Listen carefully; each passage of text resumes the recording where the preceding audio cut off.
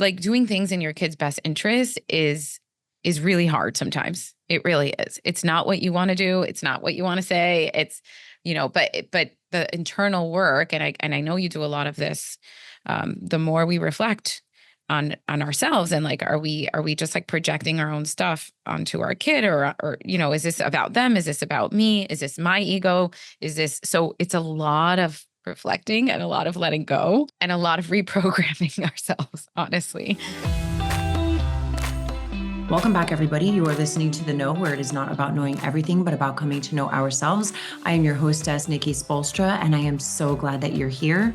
This is your call to subscribe to the podcast so that you never miss an episode and get automatic downloads, which helps to put our meaningful conversations in front of a wider audience. There's a reason why you tuned in today. It is not a mistake. And also, we are speaking live from the Becoming Her group that I host. But for those of you who are tuning in as a podcast episode, if you're looking for a deeper connection, which I believe that so many of us are, there's a space for you where you can be yourself, come home to yourself, have a beautiful crew of women supporting you on your journey, where we are all becoming her, where we are finding the it energy within ourselves, because she, that woman you want to be, the highest version of yourself and your integrity, she is us. And together we are becoming the her of our highest desires. So in our online exclusive women's community, we are talking about all of the life's chapters in a safe and supportive space. We are coming together for webinars from experts in the wellness industry, and we have a ton of resources available to help you on your biggest, greatest, most glorious homecoming of your life. And I have a gift for those podcast audience members, a lifetime discounted rate to access our group Becoming Her. I will link the details in the show notes, and I will hope to see you all in here. So if you have any questions, you can always send me a DM on Instagram at Nikki Spo. I'm pretty good at getting back to every single message that I receive. And I look forward to having you on this journey with us. So today's guest for our exclusive webinar is Evelyn Mendal. She is a mom to two strong-willed and very different humans who are 7.5 years apart. She is a licensed child and adolescent therapist, providing individual and family therapy and parent coaching with her practice Hatch and Bloom, which she founded in 2012. Evelyn's areas of expertise are parenting and child development, and she founded Hatch and Bloom as a resource for parents who want to parent with the purpose of raising confident, accepted, and resilient children. Heck yeah. Evelyn is also obsessed with brain and relationship science, and I'm really just so excited to have her back with us today. She was one of my very first ever guests. Like if you go back in so long ago, the Know database, it was like COVID. I think yes, it was COVID. It was COVID. It was episode 2. So Evelyn, welcome back. I'm so grateful that you're here, especially like speaking to this women's community that we've built. And everybody here is trying to become the it women of our highest desires. And for a lot of us, that includes the motherhood journey. So appreciate you taking the time to chat with us today. Happy to be here. Thanks for having me back. And amazing how your podcast has grown since then. It's incredible. You. A lot has happened in that period of time, right? So one of the first things on your website is a quote from Peggy O'Mara. The way that we talk to our children becomes their inner voice. And for me, this feels equally empowering and terrifying. And I want to get into that a little bit more deeply. What is the Hatch and Bloom parenting ethos, especially the role of a parent in a child's mental, emotional wellness journey? I'm going to try to package that into one answer. Okay.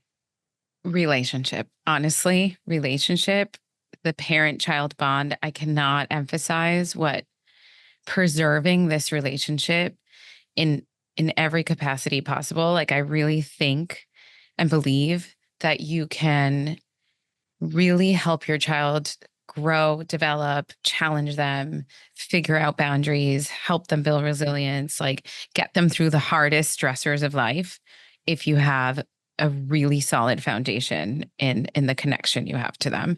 And part of, the quote that you read is one of my, for me, one of the most profound realities, which is really that the messaging that our kids get from their environment, especially, and their environment really in the beginning is really us. The messaging that they get from the way that they're treated is how they start to actually understand who they are, right? So the way we speak to them, not just verbally, the way we speak to them non-verbally, the way we treat them, the way we talk about them, the way we think about them, the way we stereotype them, the way we do all these things. It just really sort of becomes this self-fulfilling prophecy a lot of the times. And it's how they start to understand, who am I? What does the world think about me? What do my key people think about me? This is how they're starting to really understand how they fit. It's really powerful. Evelyn, I'm recalling, like, hearing you say that, I'm recalling a time where my son was really shy, right? And we were at a party and he didn't want to say hi to somebody. And I said, oh, he's shy. And then I felt like I wanted to eat my words, right? Because I was like, no, I don't want him to like identify as shy. Like he might be shy, but like there's also no judgment around that, right? Yeah. Like you can say hi if you want to say hi. You don't have to say hi right now. Obviously, I try to teach manners, right? We say hello. Like it's Yeah. kind to say hello to people. But like I remember feeling like, oh, that was a moment where I was like, you just said stereotyping your child. And I was like, oh, that you'll remember that one time where I did that. And I referred to my child as, oh, no, he's shy. Oh, and it happens a lot with my daughter. She's so serious. Everybody wants to say, oh, your daughter's so serious. I'm like, so serious, right? But I'm like, maybe I don't need to say that. Yeah. But you know what? We all do this. And it's so hard not to like ever label anything for our kids. So like give ourselves grace, number one. And number two, like if you find that you have said something that you wish you hadn't, like I'm such a proponent of transparency and going back to your kids and being like, I said this because, that's what we're used to kind of saying about kids who have a hard time saying hi or whatever. But it's, you just go at your own pace. Like you explain to them and you can redo things. This happened to me with picky eating with my oldest, and she self-identifies as, no, I'm a picky eater. I don't try things. And I know where this all came from us. This all came from our frustration, from us being like, you're so picky. Why do you have to be so picky? You're so picky. You're so picky. She now, like, to her friends, she's 9. Yeah, I'm a picky eater. So that's how she identifies. But they really start to believe it. And it's not just us, but like even the way the teachers kind of treat them. Like there's that one that's like the class clown, and the one that's the troublemaker, and the one, and they really learn to kind of fall into the roles we give them, which is totally adaptive. They do this as a way to belong. That's what they do. So if we put them in a certain role, they're going to play it really hard. Same with school. So if they're like the class clown or even the troublemaker, and everybody laughs with them, and that's who they are, and they're so funny, and this is the role that they learn, like, this is how I belong in the classroom, if that makes sense. But how then? So like, and I hear it, right? My kids come home from school and they'll be like, oh, this one's a trouble. They use the word troublemaker. They'll say, oh yeah, he's a troublemaker, right? Yeah.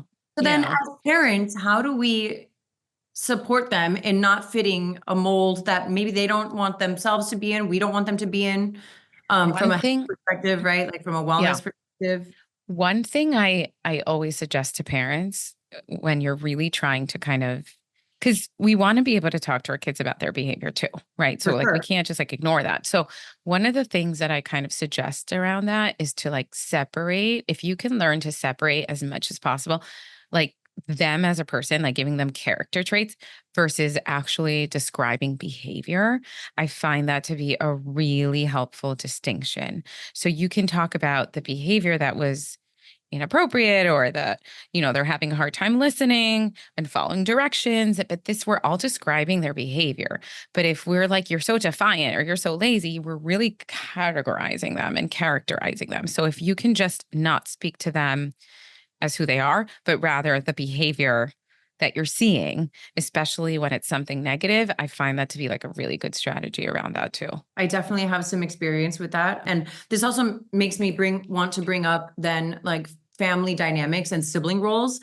There were a lot of questions that came through in the group, and I had some questions about this too, because we talk about like how these stereotypes happen at school, but they also happen at home. Like my one son is the this one, and the second son is the this one, and the third kid is that stereotype. And so we get into like a sibling dynamic, right? And then there's a natural progression of things where like the older child typically has faced the brunt of rule setting. That's me. Okay, so you face the brunt of like the rule setting and the rule enforcement, whereas like the second child that comes along is kind of just like following a program that's already laid out, right? And this is how things go. And so either And the third one like raises themselves.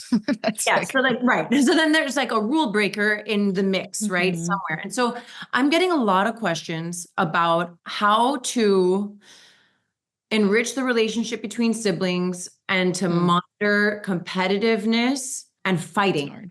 Okay. Siblings is like a whole other animal. Like you know, first I like to put it out there that like I think that when we decide to have multiple kids, we can't ignore the like picture in our head that we're like, oh my God, I'm gonna give my baby a sibling. Like you're already creating this narrative that this is for them. This is for them, and this is supposed to be for them, and they're gonna be best friends, and they're gonna be, and like you're almost like just orchestrating this little thing, right? The same way that when we even just have kids in the first place, it's really not for them. It's for us that we have kids. It's a pretty kind of egotistical decision to bring a child into the world. They didn't choose this. They also didn't choose a sibling. This was us. So sometimes I think when we are so caught in this idea of like the most loving, perfect sibling relationship, I think we can get so like we can feel so defeated and so triggered by when they're not getting along, and that them not getting along and them actually feeling jealous of each other and feeling like they're a threat to each other's place in the family is so normal. Like it really is. It's like you're bringing someone else into the home, you're bringing more people into the home. There's only one of you, and everybody is really actually a threat for your time. You're only one person, right? So it makes sense. So the first thing I would say is like we kind of have to let go of this narrative of like, oh, my siblings all, my kids, they all have to be like best friends and they all have to like love every second together. That's not going to happen. It's not. Are they going to have great moments? Yes. Are they probably going to grow into being friends? Maybe. We don't know. We can't really kind of dictate and force relationships, if that makes sense. But there are things we can do to kind of help it, right? So like it's really, you're right. The sibling order definitely you get a different parent. Every sibling gets a different parent. And like we can't negate that. So like the first child, like I read all this stuff where they see like typical first children, typical middle children, typical last or third child, and their temperaments and their personalities, and also just like the way they go about the world is different. So they all get different parents. And so it's not a, oh my God, like my second one's not getting this. It's not for you to feel bad. It is what it is, right? And there's a benefit to that too for the kids. But creating, obviously creating opportunities where they can be more collaborative versus competitive is helpful. So if we're always, okay, things we want to stay away from. Your brother, can sit quiet like that for 5 minutes and you can't, like comparing like that is just going to increase the rivalry. Or even like who can get here first, who can get dressed first, who can, like sometimes we do this because we want just things to move along. We want shit to move along in the morning. I get it. Well, true. But and I get it, but if you have already this problem of like really severe competitiveness, this is only driving it more. So being more mindful of how we're actually either pinning them against each other, or are we kind of creating games or moments or experiences where they actually have to collaborate and like help each other out. So I think even just our place in that is going to be helpful as well. But I also say like you got to give your kids space to just not want to be a sibling, and that's okay. Like I'm so about like not feeling like they need to share every single thing. They need to give up whatever they're playing with. Like I'm really about protecting each child's territory, their space, their special toys, like Individuality. I'm hearing you say yeah. ultimately their individuality. Yes. And the oldest child often honestly gets shat on by the younger ones because they're just a baby. They just want to come and play. And the oldest child, like I've seen the scenario so much where I've worked with parents where like the oldest child is working really hard on building some tower or some Lego thing. And the youngest one they don't do it to be malicious, but they come and they destroy the whole thing, or they come and they disrupt.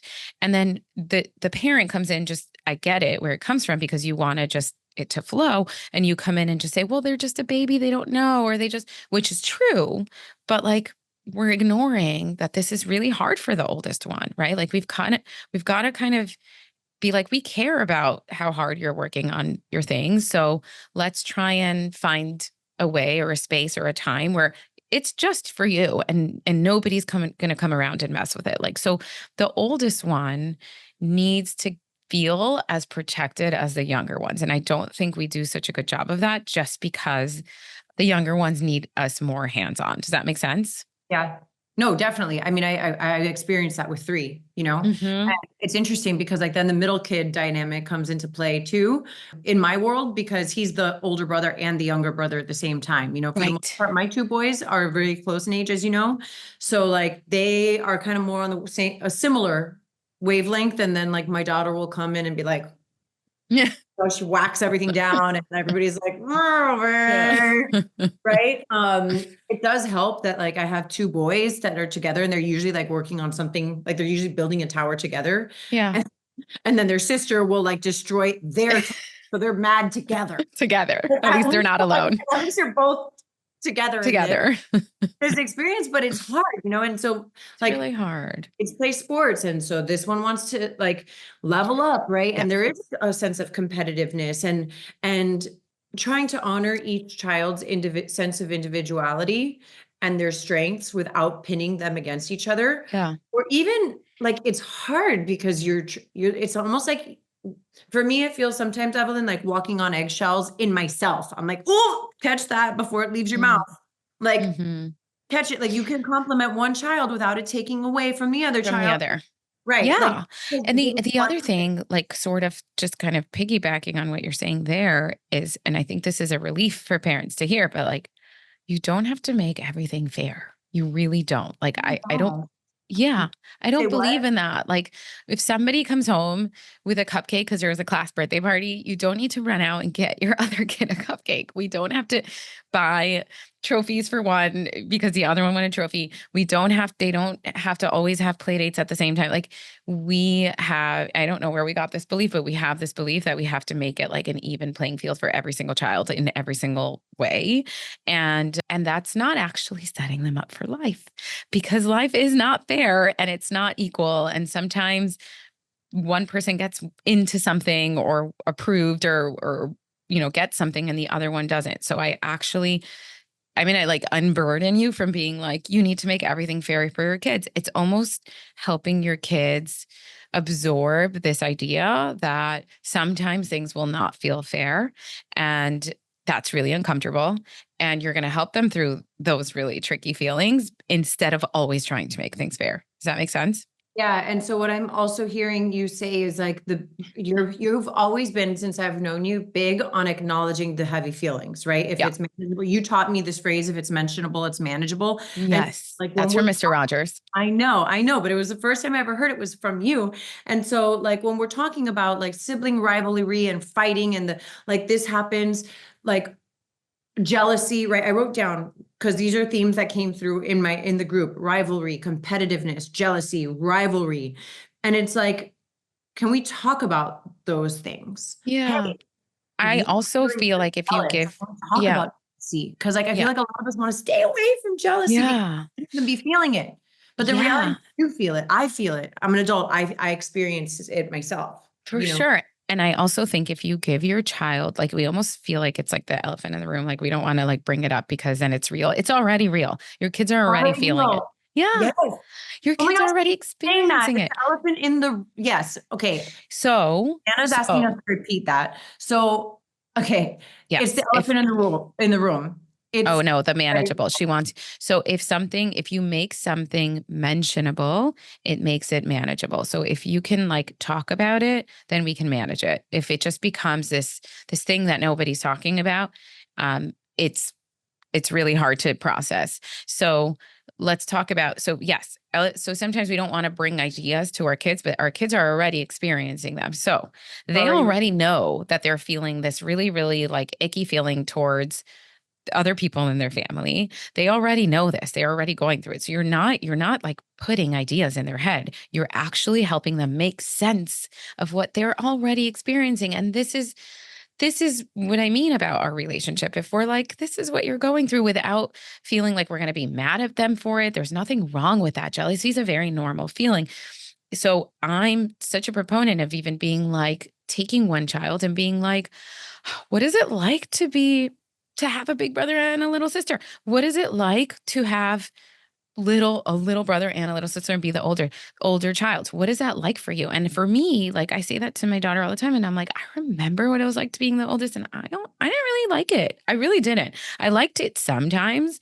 I liked that I could do things first, and like we're not going to get all like so negative, only, but Like my whole life was yeah. terrible, by the way. Yeah, but there were parts that were really annoying. And so like I get it. And so I actually think if we can just humanize ourselves to be like, it's okay for you to feel like you don't want a brother sometimes, right? Sometimes when we're like, I think if our kids come up to us and they're like, well, I wish I didn't have a brother.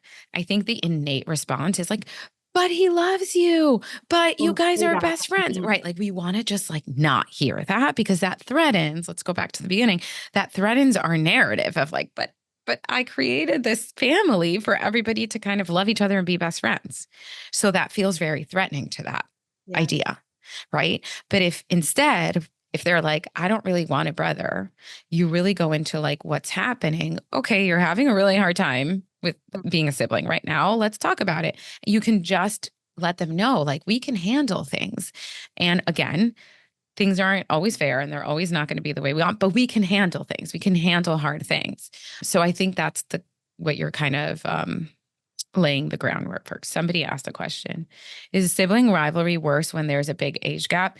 No. So so I'll tell you, I remember reading this research a while ago, probably like a year ago, where closer in age, and I don't remember if it was under 3 years apart, something like that, 2 or 3 years apart, they tend to be closer. They tend to have closer relationships, but they also tend to have a lot more rivalry. Bigger age gap, don't have as much rivalry, but also the relationship isn't as close in average cases. Okay. So, Yeah. like, obviously, there's exclusions. We have a 7.5 year age gap. And thankfully, fortunately, my oldest daughter is very emotionally intelligent and very mature, and she can understand that the toddler behavior from a way that's not personal, right? So she understands sometimes she's going to reject her, or she's going to destroy her stuff, or she's going to be annoying. And but she still sometimes is like, she's so annoying. And like, I don't go to be like, but she's your sister. I'm like, I know she is. Toddlers are really annoying sometimes. She's figuring it out.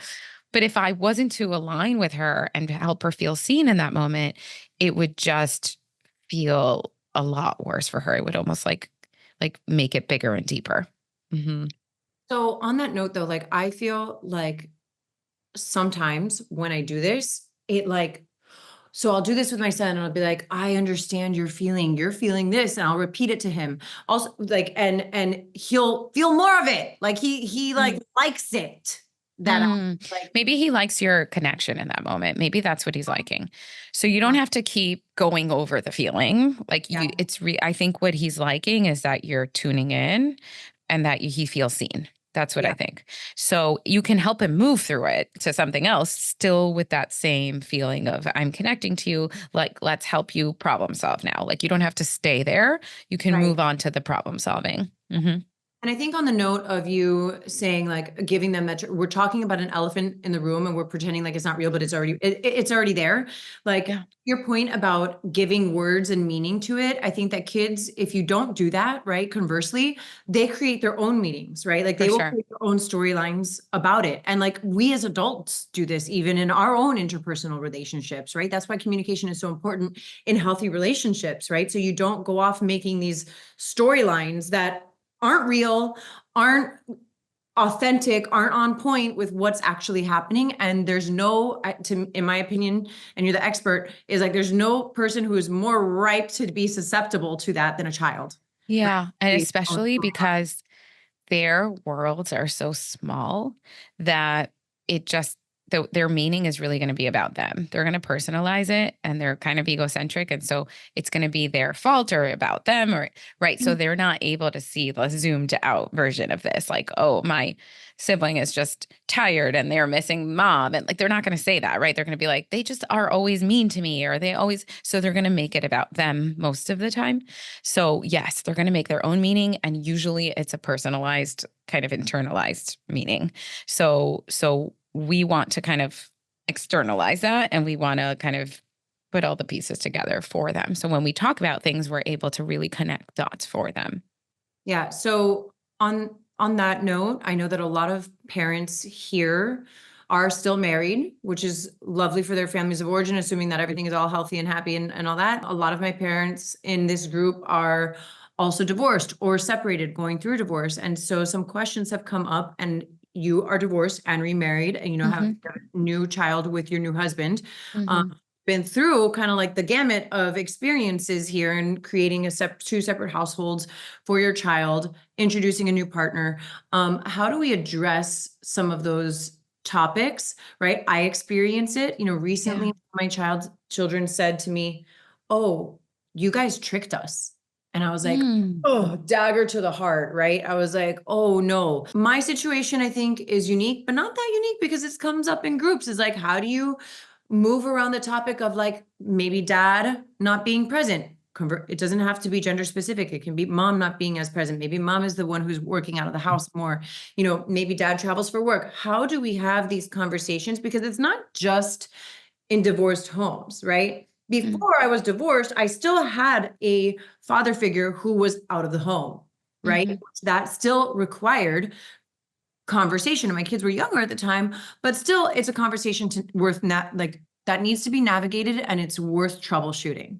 Yeah. Like, again, I'm going to go back to this idea of kids can handle like hard realities. It's how a lot of it is actually how we deliver it, honestly.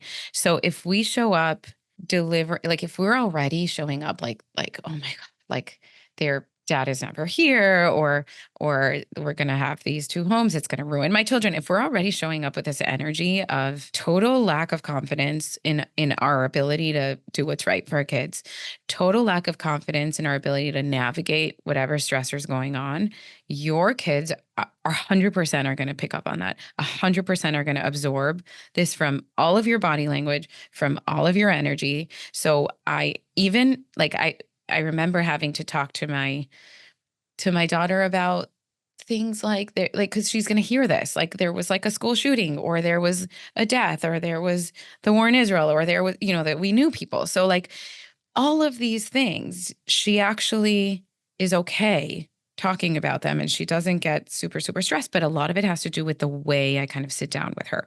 So I'm going to tell you, I got divorced when she was almost 2. So she was really young, and this was her whole norm forever. This was her normal. But we still had to go through this when my husband, now when he was my boyfriend, when he moved in. Then we had to go through it when we got engaged, and she was already a lot older, and this was all she knew and remembered. But this like triggered a new narrative for her, right? So we got engaged. She was so upset. She ran. Speaking of trick, I have a funny story there. My husband now, he had already proposed to me separately, but I was like, I want you to include her. So let's like pretend we're not engaged and like include her in the proposal. So he gave her the ring to give to me, and she ran and gave it to me and was like, he wants to marry you. And I was like, yes. And then she thought it was a game. So when I was like, oh my gosh, yeah, she got really upset. She thought we were playing, like pretend. So I was like, no, this is for real. And she like ran to her room and slammed the door. And she said to him, you tricked me. Same thing. She felt like totally betrayed. We had to go through, what is this really about? And what it really was about like, what's going to happen to my dad? Like the idea of having a new step parent, like what is that going to do to her dad? And so we could troubleshoot all these things. But a lot of when we're talking to our kids about hard things is really kind of understanding what's coming up for them. Sometimes it's not what we think, right? So sometimes it's, okay, what about when you said they tricked me, I would be like, well, what does that mean to them? What are they feeling or what are they fearing? So a lot of times it's kind of digging deeper into how they're interpreting something or what concerns they have. And then we sort of go addressing it based on where they're leading you. But if you're showing up in this place of like, you are safe, because we really have to continuously give this message to our kids. You are safe. I'm here to make sure you're safe. Lots of people in your world are here to make sure you're safe, right? Like your teachers, your school, there's many safe adults that are here to protect you. And also like we can get through this, and like what do we need to kind of cope? So if you cover all those things and you show up with this really confident, capable attitude, it really helps them feel that things are going to be okay. I'm just writing down confident and capable. I think it's easy for adults because we don't always feel confident and capable. Like No, and we don't always know what we're doing, and that's normal. Like, oh, we're Right. like, I don't know, but with this idea of like I'm doing, I don't know. I just feel like if you have this idea of we can handle hard, I really believe this all the time. We can handle hard things. We've handled every hard thing until now. If you're here and you're alive and you're breathing, you've handled every hard thing. Right. Yeah. Same with our kids. They've handled every hard thing. So it's just this, we've got to sometimes pull from like the strength of our resilience that has already brought us to where we are. Something that I've heard you say before, and also our mutual friend, Michelle Dempsey Multack, who's spoken to our group as well. Erin Morrison might have said this as well, and she's spoken to the group too. Well, we're all really good friends, so it wouldn't, We're all good friends. it wouldn't be weird. So that it takes like, you can't control what your co-parent is doing. And it just takes one really healthy co-parent thing to That's send researched. Yep. So that's like, there's a lot of research on this, and that's like been proven. And it's like one secure relationship with like a stable, consistent caregiver is really what a child needs as a protective factor to be okay. So this brings a lot of peace, because a lot of times you don't have control over what happens in the other home or out there, but you have to like refocus on what it is you're bringing into the home, what you're bringing into your child, how secure you're helping them feel. This is why I go back to relationship. Relationship is everything. So if you can really preserve this relationship, you guys can tackle anything together. They're going to be okay. As the parent, right? Because I think one of the things that you and I spoke about a long time ago is that when you used to work as a child therapist, what you realized, I remember you distinctly telling me this, it wasn't necessarily the child that always needed the therapy, it was the parents that needed the coaching, right? Am I wrong? Surprise. No, you're totally right. Right. Like, it's not necessarily like put the child in therapy. Well, no, like actually, let's take a look at what's happening with the parents and how can we help the parents better support the kid, because they can go to the therapy session once a week or whatever it is. If they're still coming home to this environment, like what's the point of the therapy? And so in a co-parenting situation in two separate homes, I find that, like, for me anyway, it takes a lot of like humility, right? And me like humbling myself and being willing to be like, okay, maybe I think today I'm being the bigger person. Maybe it's me taking one for the team and having to say something that I really don't agree with because I'm actually mad on the inside about this situation, right? And still putting my best foot forward. When we think about whether it's dad who's away or mom who's away or whatever, and our own internal narrative about that experience, that is not our child's burden to carry. And it's really none of their business other than I'm here, I'm support you, we support you, we're going to do this together. Yeah, because that's what it is, to put the child in the center instead of in the middle, and Michelle talks about that all the time. But I do want to say, like, back to the therapy thing, sometimes some kids really do need therapy because they need, I almost look at their level of functioning. But what you're saying, and what I think is really important, is often we neglect to see like what role we're playing in something, or how we're not supporting something, or what can we do to kind of change, because we are their home, right? So you can't just be like, bye, kid, go to therapy, without you being like, what's the root of this? And how am I making this better or worse? Or like, what's my role here? So parent involvement is huge. But yes, putting your kid, like doing things in your kid's best interest is really hard sometimes. It really is. It's not what you want to do. It's not what you want to say. but the internal work, and I know you do a lot of this, the more we reflect on ourselves, and like, are we just like projecting our own stuff onto our kid, or is this about them? Is this about me? Is this my ego? So it's a lot of reflecting and a lot of letting go and a lot of reprogramming ourselves, honestly, because a lot of us were not parented in these ways. Most of us were not. Right. And it's learning like an entire new way to be in the face of all these triggers. Like you're saying, like triggers from our exes, or triggers from our kids, or triggers from like the world, like our parents, all the noise, the voices we hear, the opinions we hear. We've like society, right? So many triggers. So in the face of all of us being like all of these us being activated so much, we have to kind of quiet and be like, okay, this isn't about my past. This isn't about my story. This isn't about my ego. Like, if I really need to take care of what's in front of me right now, what is the best decision for my child? Or what is my child's, what does my child need from me right now? And coming back to something that like we started on in the beginning is like how you talk and how you operate even in your home and your energy and your body language and all these things. It comes like your child's internal voice. And just like a bad example on my part, right? Like something that I'm thankfully aware enough about myself to like see it, right? I started to notice every once in a while when I take a deep breath, I go like this. My kids are like, "Are you mad?" I'm like, "No." They're like so sensitive to your They're change in. so sensitive to any minor change in my behavior. And so that for me, and I'd obviously love your feedback on this, is like, I'll be like, honestly, I'm a little bit stressed out right now. And this has nothing to do with you, Yeah. I totally think it's fine if you're like, yeah, I'm really I'm mad right stressed now. out. I'm really Yeah. stressed out. I'm stressed. I'm mad. I think kids need to see a whole range of our feelings. Like it just showing up with a happy face or a pretend happy face is not serving them. Like they've got to learn. They've got to learn that they are going to learn, because they are going to experience a range of feelings themselves, and they've got to learn that like so do we, and we are. What we need to work on is not our feelings. What we need to work on is the way we cope with our feelings. That's very different.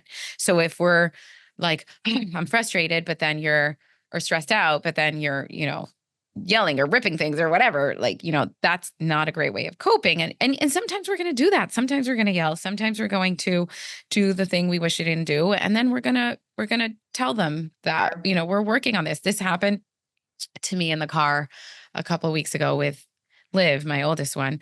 The traffic right now has given me so much anxiety. I can't get anywhere.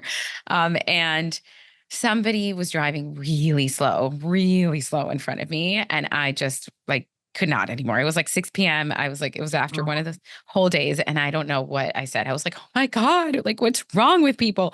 And she, from the back, I just hear her little voice saying, maybe they're just enjoying the view. And I was like, bless your heart. Exactly. Bless your heart. That's really sweet.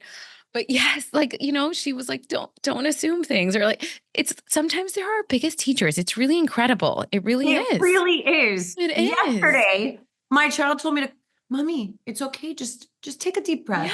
Yeah. They really are. But you know what, Evelyn? That made me, I was like, where did you get that? Right. And so I was like, you know what? They learned it somewhere. Sure. From you. Whether it was me, right, but whether it was school, me or too. they learned it. They learned it. They know it. Matters, right? And they recognize it. And they recognize when you're not taking the breath you need. That's amazing. Right.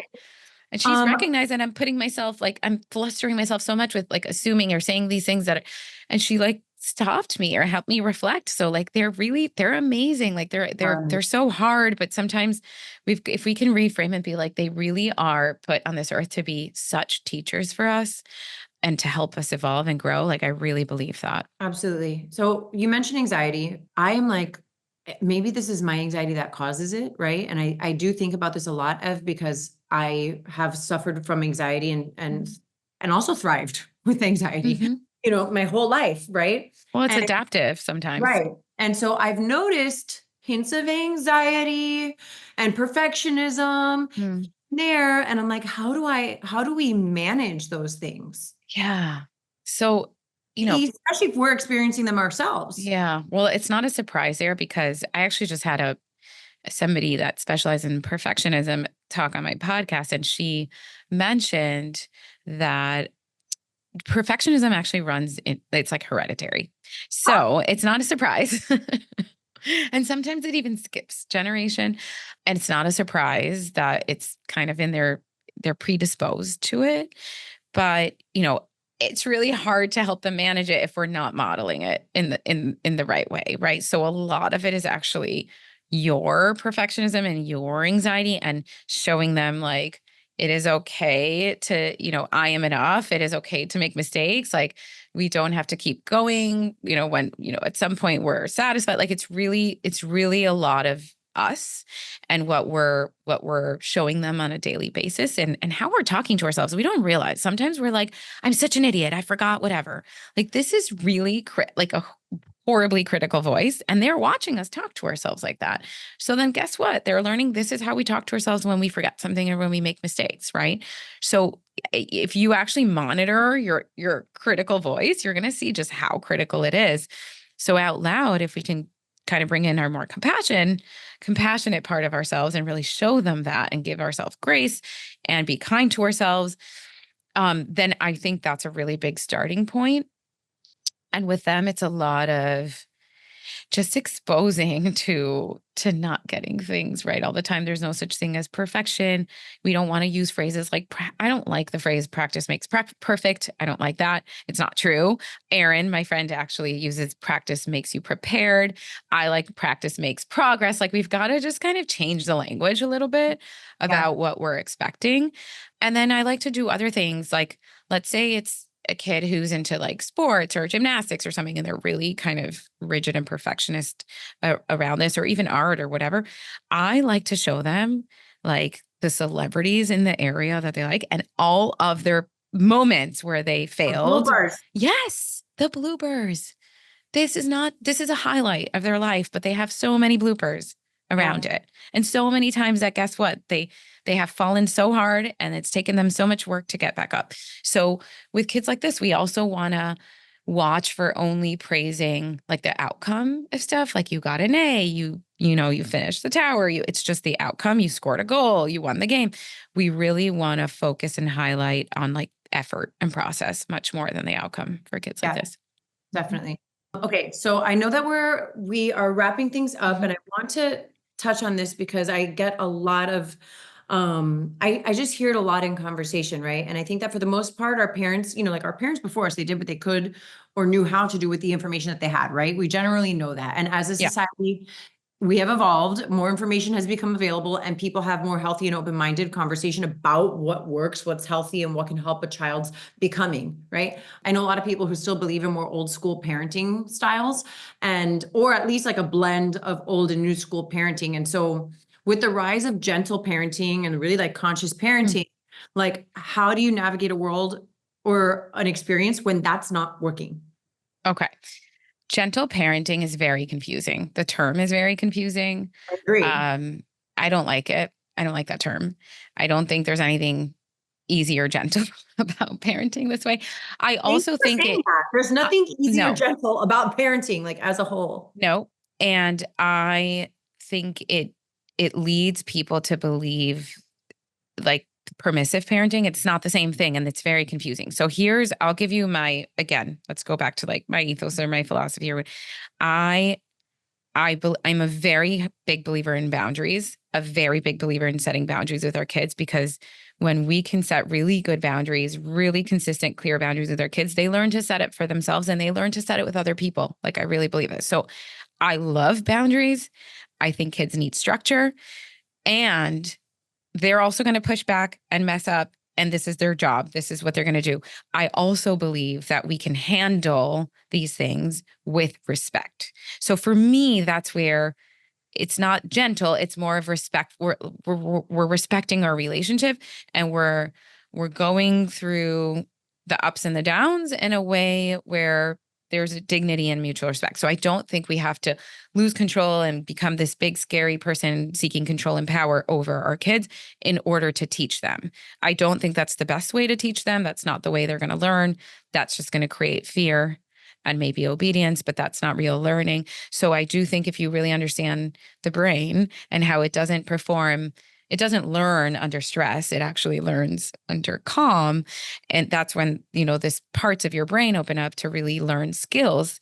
The whole notion of parenting is really to like help your child build skills to then go off into the world and be a person. Right. So yes, I practice lots of boundaries. I have my rules. It doesn't mean that I'm not flexible like I am, in certain moments and times. But if I'm really trying to teach something, I'm pretty consistent. When things go wrong, most of the time, and not 100% of the time, I definitely lose my cool sometimes, but most of the time, I try to navigate it in a way where I'm still respecting my child.